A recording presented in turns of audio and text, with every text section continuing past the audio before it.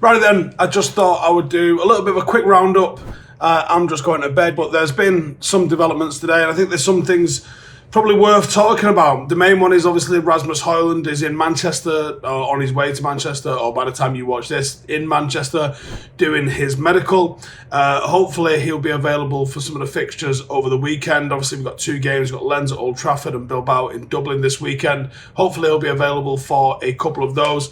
I expect the medical to be a complete formality. It generally is nowadays, and unless they uncover something like we did with Ruud van Nistelrooy back in the day, I imagine his announcement probably happens maybe tomorrow, maybe Wednesday. I believe the players are back in training on Wednesday, so there's something that we can look forward to there. Outside of the obvious with Rasmus Hojlund, there seems to be continual development with Sofyan Amrabat.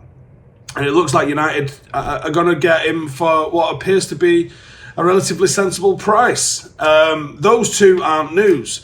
Now, there's other moving parts kicking around in the transfer window as well. West Ham are trying to do something with Scamacca. Now, supposedly they've just turned down a £20 million offer for him. And I think if it was only a little bit more than that, United might be able to do something there for a second striker. Now, obviously, there's some talk that they fancy Maguire. There's some talk that they fancy Scott McTominay. Is there a deal to be struck, giving us an extra striker, someone that's a bit different to what Highland has got? And I think that would really start to add depth, because when I start looking at Manchester United's squad at the moment, I look at goalkeeper situation. I think, with Tom Heaton, who I believe is going to be staying, which is a recent development. I think Tom Heaton's going to stick around, and obviously you've got Onana in there now. I believe we'll bring in another goalkeeper, and I think you'll probably see Dean Henderson go at some stage. You've got good depth, you've got good coverage at goalkeeper. At right back with Dalot and with Aaron Wan-Bissaka, and obviously you've got Brandon Williams, if he sticks around, and I think he probably will. Not really seeing anything to the contrary. You've got good depth at right back. Centre half, obviously Varane and Martinez as your first choices. I think Victor Lindelof is a capable backup. Luke Shaw has proven to be pretty useful as a centre half as well. I wouldn't mind seeing another centre half brought in, but I think we've done pretty good work, and it's greedy to ask for this on top. If Maguire goes, is there anyone that we could bring in a little bit cheaper, or is there an option for something for us to do there? Maybe. Left back, obviously, you've got Malassi, you've got Brandon Williams, you've got Alvaro Fernandez.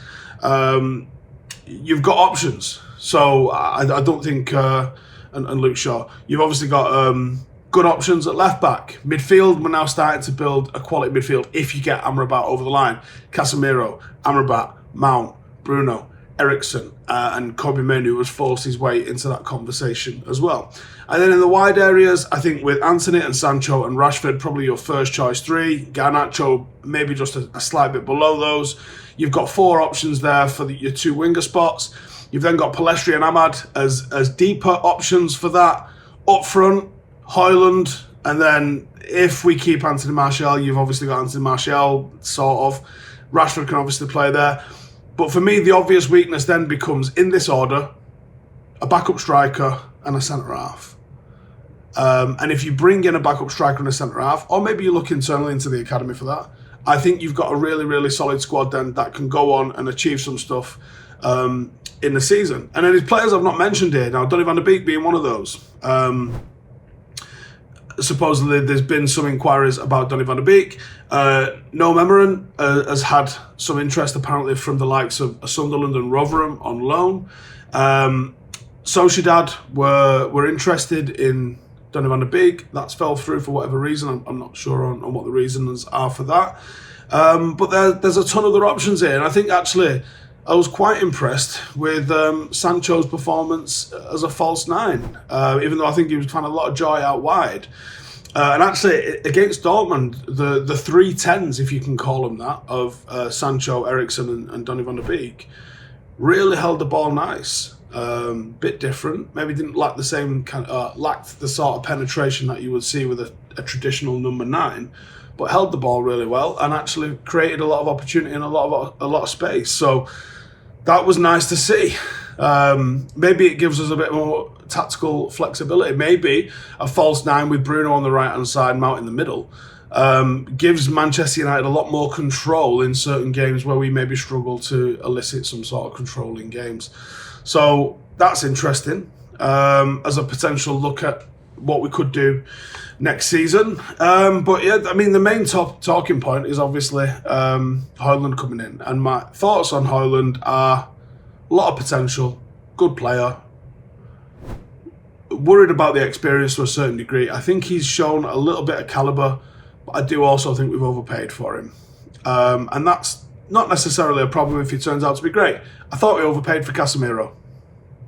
Don't really care anymore. I thought we overpaid for Antony. I think probably people would tend to agree on that. But if they turn out to be great, no one cares. If they're good, nobody cares. People just go, yeah, sound. But yeah, I think that's probably my last video from Las Vegas, Nevada. I'll be flying back. I was going to say tomorrow morning, but it's not actually tomorrow morning. It's tomorrow night. So we check out at 11. We've got to hang around in Vegas all day.